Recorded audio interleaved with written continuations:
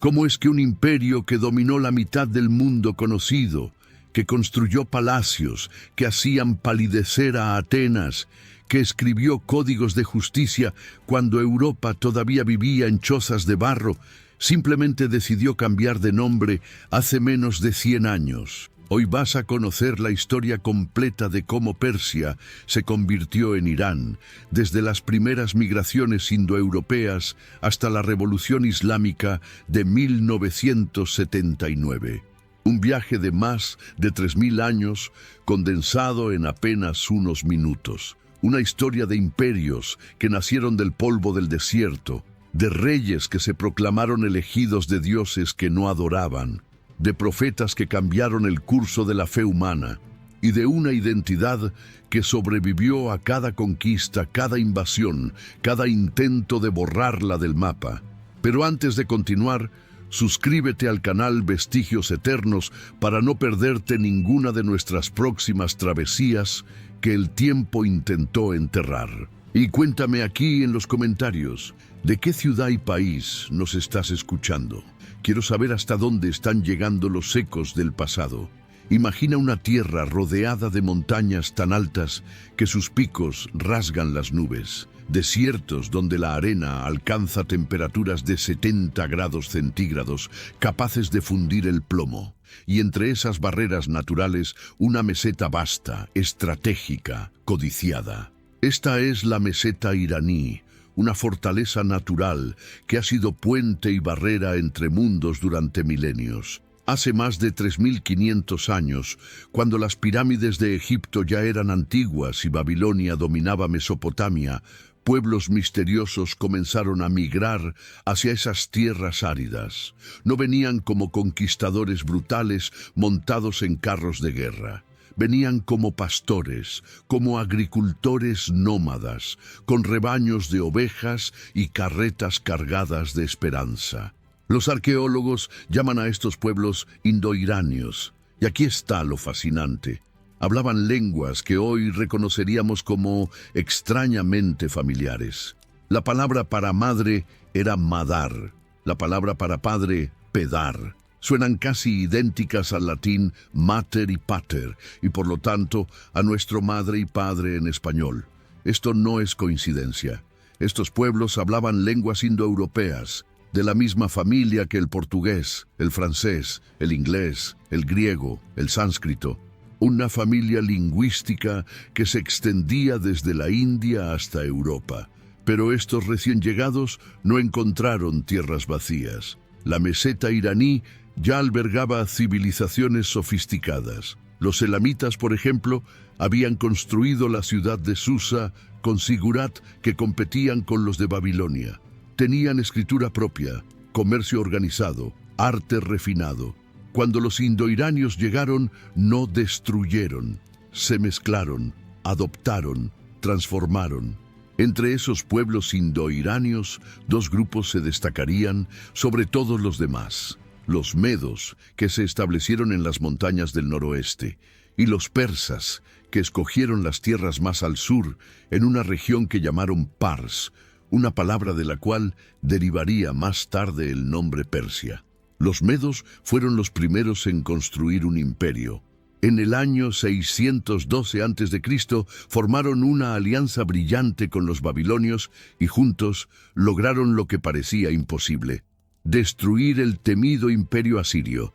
Nínive, la capital asiria, fue arrasada hasta los cimientos. El poder asirio, que había aterrorizado al Medio Oriente durante siglos, desapareció para siempre. Pero los medos hicieron algo más importante que conquistar. Desarrollaron un sistema de gobierno que respetaba las tradiciones locales mientras mantenía el control central. Crearon las satrapías, provincias gobernadas por nobles locales que mantenían lealtad al rey central, una fórmula que los persas perfeccionarían después. Mientras los medos construían su imperio en el norte, en el sur, en la región de Pars, los persas vivían vidas más modestas. Eran pastores seminómadas, vasallos de los medos. Aprendían de ellos las artes del gobierno y de la guerra, pero también desarrollaban su propia identidad cultural única. Y entonces nació un hombre que cambiaría la historia del mundo para siempre. Su nombre era Ciro, Ciro el Grande. El año era 550 a.C. Ciro, un joven príncipe persa, hizo algo que nadie esperaba. Se rebeló contra su propio suegro, Astiages, el último rey de los medos. Las batallas fueron brutales, pero Ciro tenía algo que faltaba en los ejércitos medos: lealtad fanática de sus tropas y genio táctico. Cuando Ciro finalmente derrotó a los medos, hizo algo revolucionario para su época. No destruyó el sistema medo, no humilló a los derrotados. En cambio, declaró que su victoria había sido la voluntad de los dioses, tanto de los medos como de los persas. Se presentó como heredero legítimo de ambas tradiciones y mantuvo a muchos nobles medos en posiciones de poder. Esta decisión de Ciro no era solo pragmática, era visionaria. Al unir medos y persas bajo una sola corona, no solo creó un ejército más poderoso, sino que estableció un precedente de tolerancia e inclusión que se convertiría en la marca distintiva del imperio persa. Las fuentes griegas posteriores siempre hablarían de medos y persas como un solo pueblo, reconociendo implícitamente que el imperio que estaba emergiendo era producto de la fusión de ambas tradiciones. Y ahora, con medos y persas unidos, Ciro miró hacia el oeste, hacia la ciudad más rica del mundo conocido, Babilonia. Era el año 539 a.C. Las tropas persas estaban a las puertas de Babilonia, la metrópolis más grande y próspera del mundo. Sus murallas eran tan anchas que 2 carruajes podían correr lado a lado sobre ellas. Sus jardines colgantes eran considerados una de las maravillas del mundo antiguo. Cualquier otro conquistador de la época habría saqueado la ciudad, destruido sus templos, deportado su población, impuesto su propia religión y costumbres. Pero Ciro hizo algo que dejó atónitos tanto a sus enemigos como a sus propios generales. Entró en Babilonia como un libertador, no como un conquistador. La historia de esta conquista está grabada en el famoso cilindro de Ciro, ahora preservado en el Museo Británico. En lugar de presentarse como el elegido del dios persa Ahura Mazda, Ciro se proclamó el elegido de Marduk, el dios supremo de Babilonia, que había invocado al rey persa para liberar a su pueblo de un rey impío. No solo permitió que los babilonios mantuvieran sus costumbres y religión, sino que ordenó la restauración de sus templos y el retorno de las estatuas sagradas que habían sido confiscadas por gobernantes anteriores. Esta misma estrategia aplicó Ciro en todas sus conquistas. Cuando liberó a los judíos exiliados en Babilonia, no solo les permitió regresar a Jerusalén, sino que financió la reconstrucción de su templo. Los textos bíblicos lo llamarían Mesías, el ungido de Dios, un título extraordinario para un rey pagano. Pero el genio de Ciro no se basó solo en su tolerancia religiosa. Desarrolló un sistema de gobierno que era a la vez centralizado y descentralizado, autoritario y respetuoso. Dividió su creciente imperio en satrapías, cada una gobernada por un sátrapa, literalmente protector del reino, que respondía ante el rey, pero tenía considerable autonomía para gobernar según las costumbres locales. Estableció un sistema de comunicación revolucionario, el famoso Camino Real, que conectaba Sardes en Anatolia con Susa en el corazón del imperio, permitiendo que los mensajes reales viajaran más de 2.500 kilómetros en solo una semana gracias a un sistema de relevos de jinetes. El resultado de esta estrategia fue sorprendente. En menos de 30 años, Ciro y sus sucesores crearon un imperio que se extendía desde el río Indo hasta el mar Egeo, desde las estepas de Asia Central hasta las cataratas del Nilo. Era un imperio que incluía aproximadamente 40% de la población mundial de la época, uniendo bajo una sola administración a pueblos tan diversos como los griegos de Anatolia, los judíos de Palestina, los egipcios del Nilo, los babilonios de Mesopotamia y los bactrianos de Asia Central. Nunca antes en la historia de la humanidad se había visto algo semejante. Lo más notable es que este imperio colosal permaneció unido no por el miedo, sino por algo mucho más poderoso: el beneficio mutuo. Los comerciantes podían viajar desde la India hasta Grecia, protegidos por las leyes persas. Los artesanos podían trabajar en cualquier parte del imperio, llevando sus técnicas y estilos. Los sacerdotes podían practicar sus cultos sin interferencia. Por primera vez en la historia hubo algo parecido a un sistema internacional basado en el respeto mutuo y la cooperación. Ciro murió en el año 530 a.C., luchando contra tribus nómadas en las fronteras del imperio. Pero su legado no murió con él. Su hijo Cambises II conquistó Egipto, añadiendo la tierra de los faraones al imperio. Y cuando Cambises murió en circunstancias misteriosas, un joven noble persa llamado Darío tomó el trono y llevaría el imperio a su máximo esplendor. Darío I, conocido como Darío el Grande, no llegó al trono fácilmente. Cuando Cambises II murió, el imperio se sumergió en una crisis de sucesión que amenazaba con fragmentarlo. Un misterioso personaje llamado Gaumata, que afirmaba ser Bardilla, hermano de Cambises, había tomado el trono y comenzado a implementar reformas radicales que alteraban el equilibrio social del imperio. Fue entonces cuando Darío, un joven noble persa de la familia real, organizó una conspiración junto con otros 6 nobles persas para derrocar al usurpador. La famosa inscripción de Behistún, tallada en un acantilado de 100 metros de altura, cuenta esta historia dramática en 3 idiomas: persa antiguo, elamita y babilonio.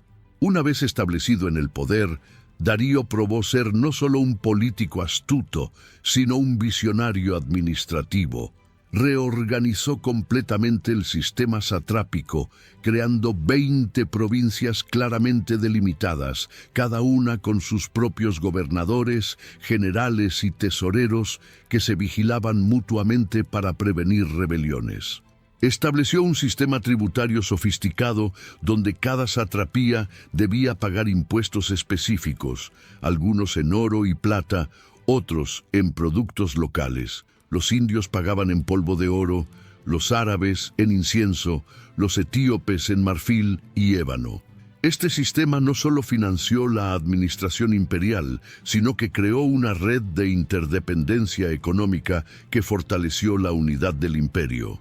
Aún más impresionante fue la infraestructura que Darío construyó para mantener unido su vasto imperio. Amplió el camino real hasta convertirlo en una red de comunicaciones que conectaba las principales ciudades del imperio con caminos pavimentados, puentes de piedra y posadas para viajeros. Creó un sistema postal tan eficiente que los mensajes podían viajar desde Susa hasta Sardes en solo 7 días, una velocidad que no volvería a verse hasta la era moderna. Estableció un sistema monetario unificado basado en el dárico de oro, que se convirtió en la primera moneda internacional de la historia. Comerciantes indios podían hacer negocios en Egipto usando la misma moneda que usaban en Babilonia o en Anatolia. Pero quizás el logro más extraordinario de Darío fue la construcción de Persépolis, la ciudad que mejor representa la grandeza y la visión cosmopolita del imperio persa. No era simplemente una capital, era una declaración arquitectónica de lo que significaba ser persa. Los relieves en Persépolis muestran una procesión interminable de pueblos de todo el imperio conocido: escitas, indios, árabes, griegos, armenios, bactrianos, todos cargando lo mejor de sus tierras como tributo al gran rey. Pero estos no están representados como esclavos humillados, sino como dignos embajadores de pueblos prósperos que participan voluntariamente en un orden mundial benevolente. La escalinata principal de Persépolis es quizás la primera representación artística de la diversidad cultural como fuente de fuerza, no de división. Si el imperio persa hubiera permanecido confinado a Asia, quizás nunca hubiéramos oído hablar de él con tanta frecuencia. Pero el destino quiso que este imperio oriental entrara en contacto directo con un grupo de ciudades-estado griegas que se ubicaban en el otro extremo del mundo conocido y que tenían visiones muy diferentes sobre política, sociedad y libertad. El choque entre estos dos mundos, el oriental y el occidental, el imperial y el democrático, el jerárquico y el igualitario, generaría algunas de las batallas más famosas de la historia. Todo comenzó con un malentendido cultural. En el año 499 a.C., las ciudades griegas de la costa de Anatolia, que habían sido incorporadas al imperio persa por Ciro el Grande, se rebelaron contra el dominio persa. Desde la perspectiva persa, estas ciudades eran súbditos rebeldes que violaban tratados y amenazaban la estabilidad del imperio.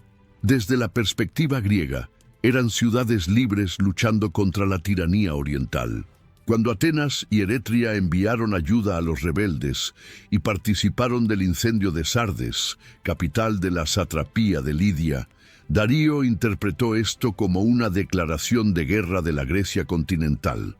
La respuesta persa fue masiva y meticulosa. Darío envió embajadores a todas las ciudades griegas exigiendo tierra y agua, los símbolos de su misión, y muchas ciudades, reconociendo la imposibilidad de resistir al imperio más poderoso del mundo, se sometieron pacíficamente. Pero Atenas y Esparta rechazaron las demandas persas de manera dramática. Los atenienses arrojaron a los embajadores persas a un pozo, mientras que los espartanos los empujaron desde un acantilado. Estos gestos, que hoy nos parecen brutales, simbolizaban la determinación griega de preservar su independencia a cualquier costo. La primera expedición persa, liderada por Mardonio en el año 492 a.C., terminó en desastre cuando una tormenta destruyó la flota persa cerca del monte Athos. Pero Darío no se desanimó. En el año 490 a.C. envió una segunda expedición bajo el comando de Artafernes y Datis, que desembarcó en la llanura de Maratón, a solo 42 kilómetros de Atenas. Lo que ocurrió allí cambió el curso de la historia.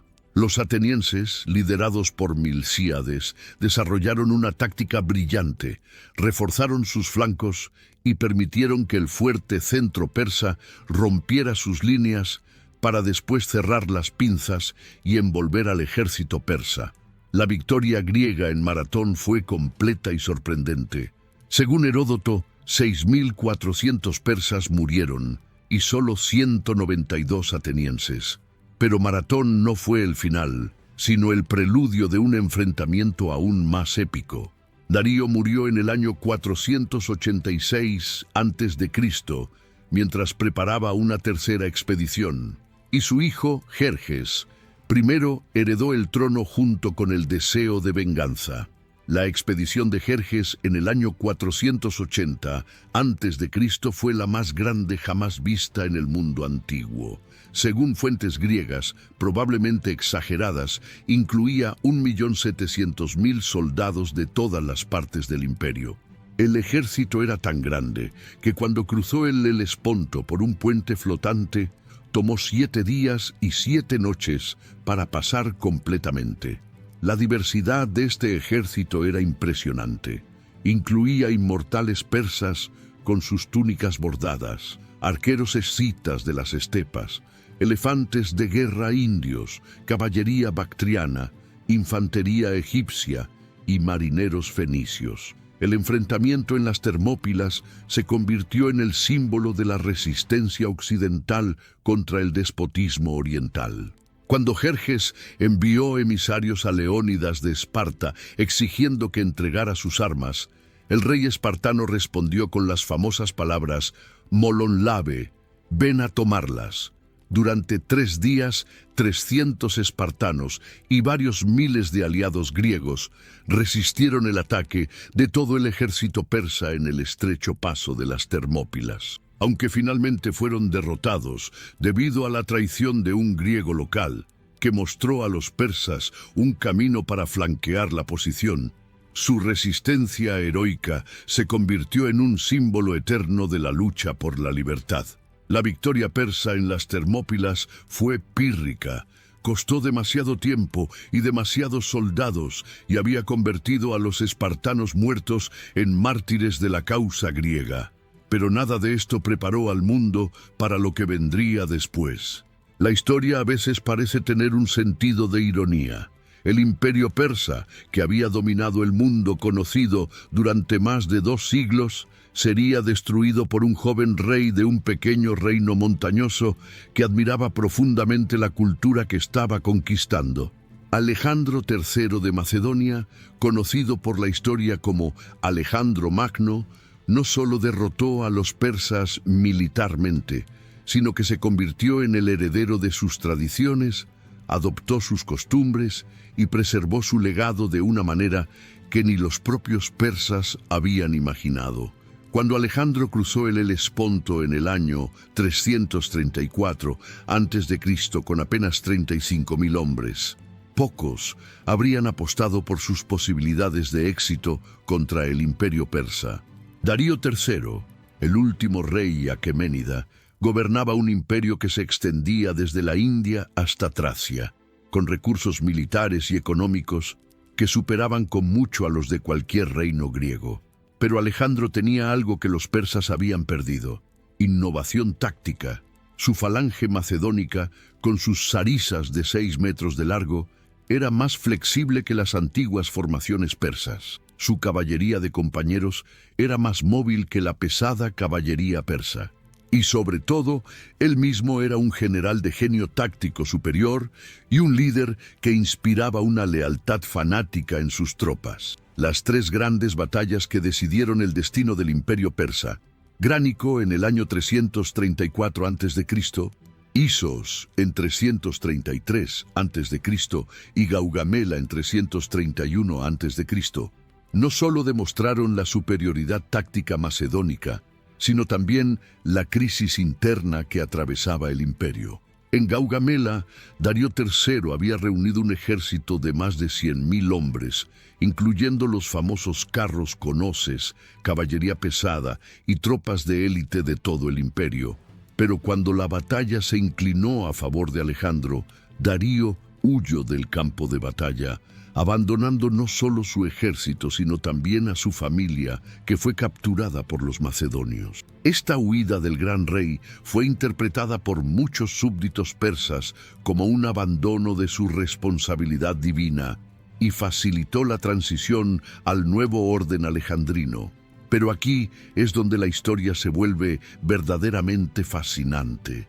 En lugar de destruir el sistema persa, Alejandro hizo algo que horrorizó a muchos de sus propios generales. Comenzó a convertirse en persa. Adoptó la ceremonia de la prosquinesis, el ritual de postrarse ante el rey que era normal en la corte persa, pero que los griegos consideraban degradante. Comenzó a vestir ropas persas, especialmente la túnica real púrpura y el cinturón dorado que simbolizaban la autoridad imperial. Se casó con Roxana, una noble bactriana, y más tarde organizó una boda masiva en Susa, donde él y 80 de sus oficiales se casaron con mujeres persas de la alta nobleza, creando así una nueva élite greco-persa.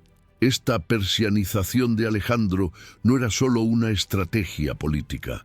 Reflejaba una genuina admiración por la civilización que había conquistado. En Babilonia, restauró los templos que habían sido dañados por conquistas anteriores y se presentó como el sucesor legítimo de los reyes babilonios. En Egipto, consultó el oráculo de Amón y fue proclamado hijo de Dios, adoptando así el concepto oriental de realeza divina. En Persépolis, aunque inicialmente permitió que la ciudad fuera saqueada y quemada, en lo que él mismo más tarde llamaría un error cometido en estado de embriaguez, posteriormente ordenó reparaciones extensas y declaró que el incendio había sido una venganza por la destrucción de Atenas, no un ataque a la cultura persa. El verdadero genio de Alejandro fue entender que gobernar un imperio tan vasto y diverso requería más que superioridad militar, requería legitimidad cultural. Mantuvo en sus posiciones a muchos sátrapas persas, preservó el sistema administrativo aqueménida y promovió la fusión de las élites griega y persa. Su visión de un imperio universal donde griegos y persas fueran socios iguales en la construcción de una nueva civilización mundial era revolucionaria para la época. Cuando algunos de sus veteranos macedonios se rebelaron contra esta política de fusión, Alejandro los reemplazó con soldados persas entrenados en tácticas macedónicas, creando así el primer ejército verdaderamente multicultural de la historia. La muerte prematura de Alejandro en Babilonia en el año 323 a.C., a los 32 años de edad, interrumpió este experimento extraordinario de síntesis cultural. Pero su legado perduró de maneras que él mismo no podría haber imaginado. Los reinos helenísticos que surgieron de la división de su imperio, especialmente el reino seleucida que controlaba el corazón del antiguo imperio persa, mantuvieron esta tradición de síntesis cultural. En ciudades como Seleucia del Tigris, Antioquía y Alejandría Escate, las tradiciones griega y persa se mezclaron para crear una nueva forma de civilización cosmopolita que sería la base del mundo helenístico durante los siguientes 3 siglos. Pero la identidad persa no desapareció bajo el barniz helenístico, simplemente esperó su momento. Mientras en Occidente el Imperio Romano construía su dominio sobre el Mediterráneo, surgió en Oriente una potencia que desafiaría a Roma durante más de 700 años. Los protagonistas de esta resurrección fueron pueblos que muchos consideraban bárbaros de las estepas, pero que resultaron ser herederos sofisticados de una tradición imperial milenaria. La primera resurrección vino de una dirección inesperada, el noreste. Los partos, originalmente una tribu nómada relacionada con los escitas, habían sido incorporados al imperio seleucida como súbditos remotos, pero a mediados del siglo III a.C., bajo el liderazgo de Arsaces I, comenzaron a expandirse hacia el sur, aprovechando la debilidad del reino seleucida que había heredado los territorios orientales de Alejandro. Lo que comenzó como incursiones de saqueo gradualmente se convirtió en conquista permanente. Para el año 141 a.C., los partos habían capturado Seleucia del Tigris, la gran capital helenística, y se proclamaron herederos legítimos del antiguo imperio persa. Los partos eran maestros de una forma de guerra que aterrorizaba a sus enemigos, el tiro con arco montado. Sus jinetes podían disparar flechas con precisión mortal mientras galopaban a toda velocidad y habían perfeccionado la táctica del tiro parto, fingir una retirada y luego girar en la silla para disparar a los perseguidores. Esta táctica demostró su eficacia devastadora en la batalla de Carras en el año 53 a.C., donde aniquilaron un ejército romano entero liderado por el triunviro Marco Licinio Craso. La cabeza de Craso fue enviada al rey de Armenia como advertencia de lo que ocurría a quienes desafiaban el poder parto. Durante casi 300 años, los partos mantuvieron a Roma a distancia, convirtiendo Mesopotamia en un campo de batalla perpetuo donde se decidía el equilibrio del poder mundial. Pero los partos eran más que guerreros nómadas. Desarrollaron un sofisticado sistema feudal de gobierno donde las grandes familias aristocráticas controlaban vastos territorios como vasallos del rey de reyes. Crearon una cultura sincrética fascinante que combinaba elementos iranios, helenísticos y mesopotámicos. Sus ciudades, especialmente Ctesifonte sobre el Tigris, se convirtieron en centros cosmopolitas donde los comerciantes de la ruta de la seda intercambiaban sedas chinas por vidrio romano. Los partos eran religiosamente tolerantes, permitiendo que floreciera el zoroastrismo, el cristianismo primitivo, el judaísmo y varios cultos griegos. En muchos sentidos mantuvieron viva la tradición de tolerancia imperial que había caracterizado a los aqueménidas. Sin embargo, hacia el siglo III después de Cristo, el imperio parto comenzó a mostrar signos de declive. Las guerras constantes con Roma habían agotado sus recursos, mientras que las disputas de sucesión debilitaban la autoridad central. Fue entonces cuando una nueva fuerza emergió del corazón de Persia, la dinastía sasánida. Ardashir I, un noble local de la provincia de Fars, la misma región donde los persas originales habían surgido, se rebeló contra el último rey parto en el año 224 después de Cristo y estableció un nuevo imperio que duraría hasta la conquista árabe del siglo VII. Los sasánidas se presentaron conscientemente como los restauradores de la gloria aqueménida, adoptando títulos, ceremonias y símbolos que los conectaban directamente con Ciro y Darío. Si los aqueménidas habían sido los innovadores y los partos los guerreros, los sasánidas fueron los perfeccionistas de la tradición imperial persa.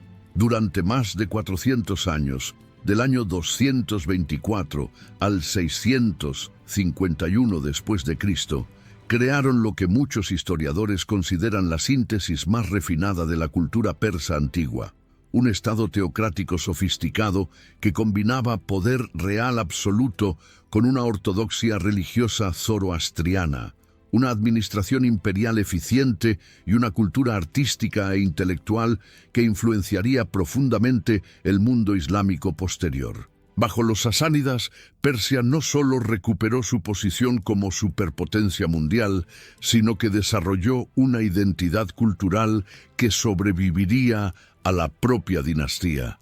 El fundador de la dinastía, Ardashir I, fue más que un conquistador, fue un visionario religioso. A diferencia de los partos que eran tolerantes con varias religiones, Ardashir estableció el zoroastrismo como religión oficial del Estado y se proclamó el elegido de Ahura Mazda para restaurar la pureza de la fe. Creó una poderosa jerarquía sacerdotal liderada por el Movedán Moved, sacerdote de sacerdotes, que tenía autoridad sobre todos los asuntos religiosos del imperio. Esta decisión tendría consecuencias profundas. Por primera vez en la historia persa, hubo una ortodoxia religiosa oficial que definía lo que significaba ser verdaderamente persa. El apogeo del poder sasánida ocurrió bajo Cosroes I Anushirvan, 531 a 579 después de Cristo, conocido como el Alma Inmortal, que transformó su reino en el centro intelectual más importante del mundo conocido. Su corte en Ctesifonte se convirtió en refugio para filósofos griegos que huían de la persecución cristiana en Bizancio, para médicos indios que trajeron el conocimiento de la Ayurveda y para eruditos chinos que compartieron secretos de la fabricación del papel y la seda. Cosroes estableció la famosa Academia de Gondeshapur, que se convertiría en la primera universidad del mundo en el sentido moderno, un lugar donde se enseñaban medicina, filosofía, astronomía, matemáticas y teología de forma sistemática. Muchos de los textos griegos que conocemos hoy sobrevivieron porque fueron traducidos al persa medio en Gondeshapur. Pero el logro más impresionante de Cosroes fue la creación de un sistema administrativo que rivalizaba con el de Roma en eficiencia. Dividió el imperio en 4 grandes regiones, cada una gobernada por un spabed, comandante supremo, que respondía directamente al rey.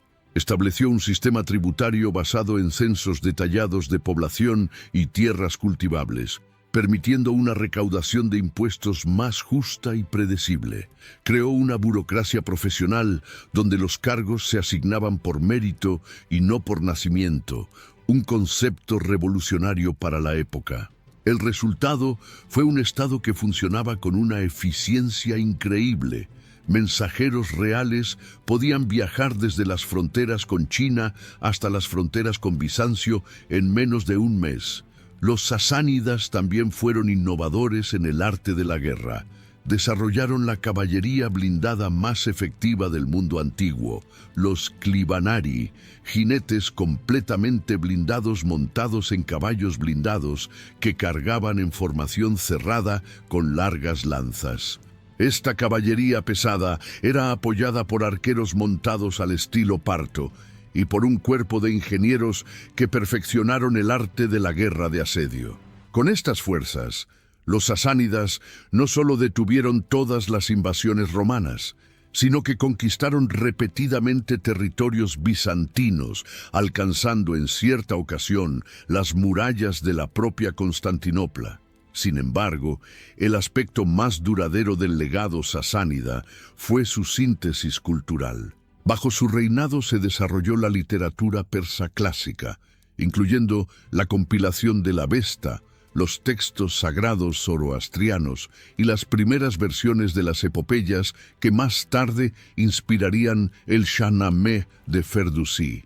Su arte, especialmente los famosos relieves rupestres de Naqsh, Rostam y Bishapur, estableció un estilo que influenciaría el arte islámico durante siglos. Su sistema legal, basado en una combinación de tradición zoroastriana y precedentes aqueménidas, proporcionó muchos de los conceptos que más tarde serían incorporados a la ley islámica. El imperio sasánida finalmente cayó ante los árabes en el año 651 después de Cristo, pero no desapareció. Se transformó, y muchos de sus elementos fueron absorbidos por la nueva civilización islámica. Pero nada de esto preparó a Persia para lo que vendría después. Una transformación tan profunda que cambiaría no solo su religión, sino su lengua, su cultura y finalmente hasta su nombre. El año 637 después de Cristo marcó el fin de una era que había durado más de 1000 años. En la batalla de Qadisiyah, los ejércitos árabes musulmanes derrotaron decisivamente a las fuerzas sasánidas, iniciando una transformación que cambiaría no solo la religión de Persia, sino su lengua, su cultura y finalmente hasta su nombre. Pero esta no sería una conquista simple.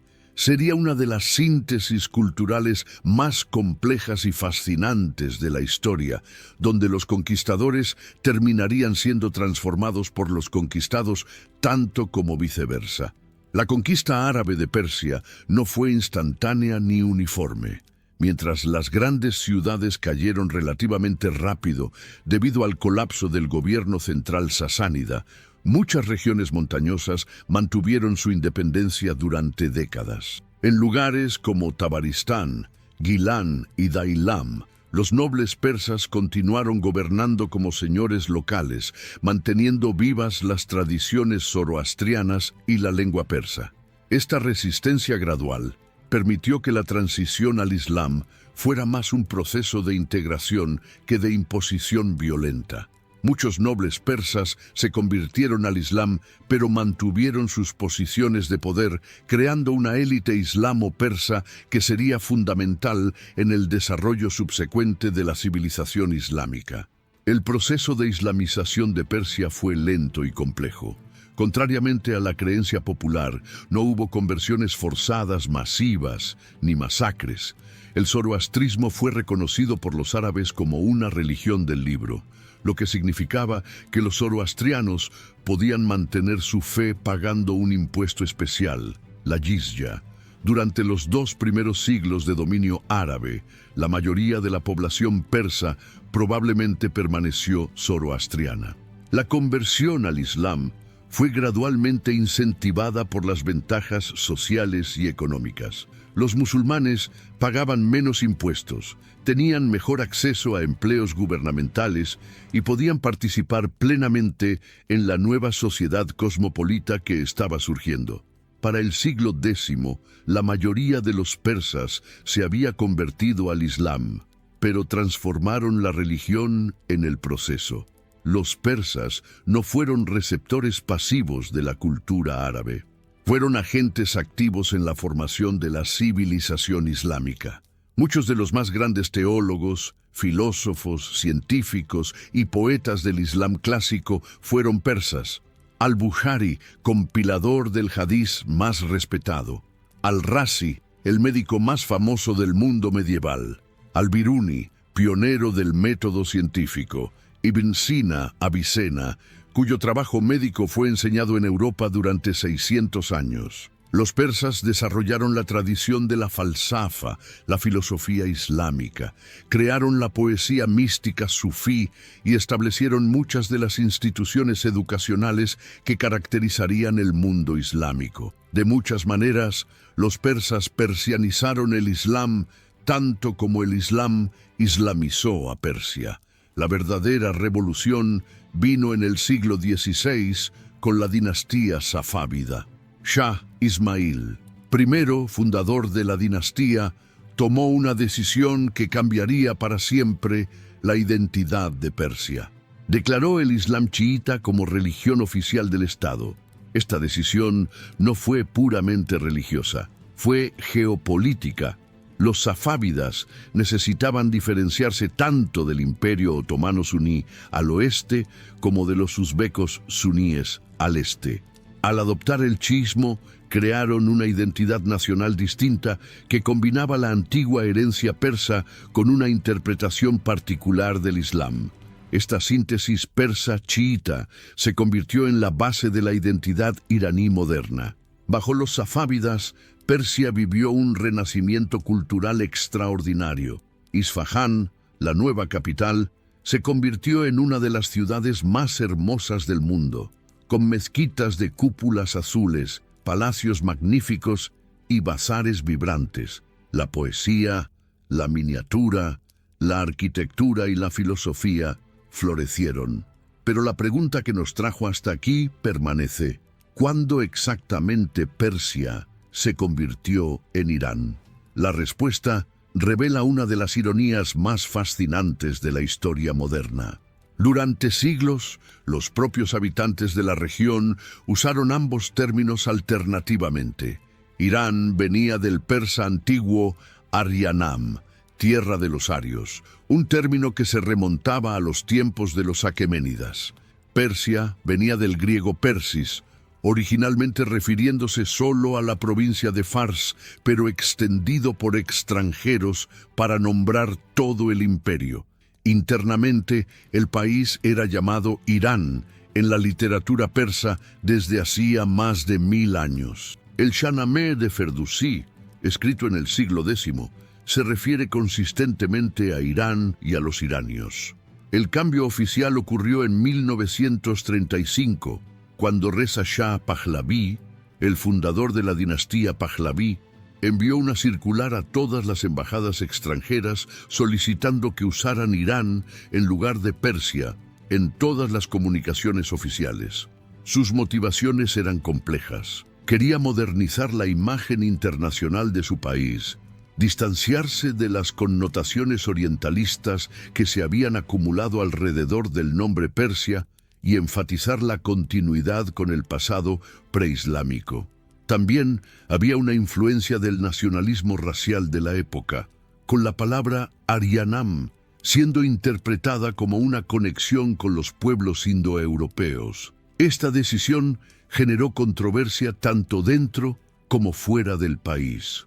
Muchos persas sentían que Persia evocaba una herencia cultural gloriosa, mientras que algunos occidentales vieron el cambio como un capricho de un dictador modernizador. La historia no terminó ahí. Bajo Mohammad Reza Shah, hijo de Reza Shah, el país pasó por una modernización acelerada financiada por el petróleo. pero también represión política creciente. La tensión entre tradición y modernidad, entre identidad persa e islámica, entre orientación occidental y valores indígenas, finalmente explotó en la revolución de 1979. El régimen del Ayatollah Jomeini mantuvo el nombre Irán, pero lo redefinió como República Islámica de Irán, enfatizando la identidad islámica sobre la persa. Hoy, más de 40 años después de la revolución, Irán continúa lidiando con estas tensiones de identidad. Es principalmente heredero de Ciro y Darío o de Ali y Hussein. Es una nación persa que adoptó el Islam o una nación islámica de herencia persa. Quizás la respuesta sea que Irán es ambos y ninguno de ellos completamente. Es el producto de una síntesis cultural continua, donde cada conquista, cada dinastía, cada revolución añadió nuevas capas sin borrar completamente las anteriores. El zoroastrismo todavía influencia el Islam iraní. La poesía preislámica todavía resuena en la literatura contemporánea. Los ideales de justicia de Ciro todavía influencian el discurso político moderno. En este sentido, la pregunta ¿cuándo Persia se convirtió en Irán? Es quizás menos importante que entender cómo una identidad cultural logró mantener su continuidad esencial a través de transformaciones que habrían destruido sociedades menos resilientes. Irán es hoy heredero tanto de Persépolis como de Isfahán, tanto del fuego sagrado como de la luna creciente, tanto de los versos de Hafez como de los principios de Jomeini. Es esta capacidad de síntesis, más que cualquier fecha específica en el calendario, lo que define la historia extraordinaria de cómo Persia se convirtió en Irán. Y si llegaste hasta aquí, entonces suscríbete al canal Vestigios Eternos para no perderte ninguna de nuestras próximas travesías que el tiempo intentó enterrar.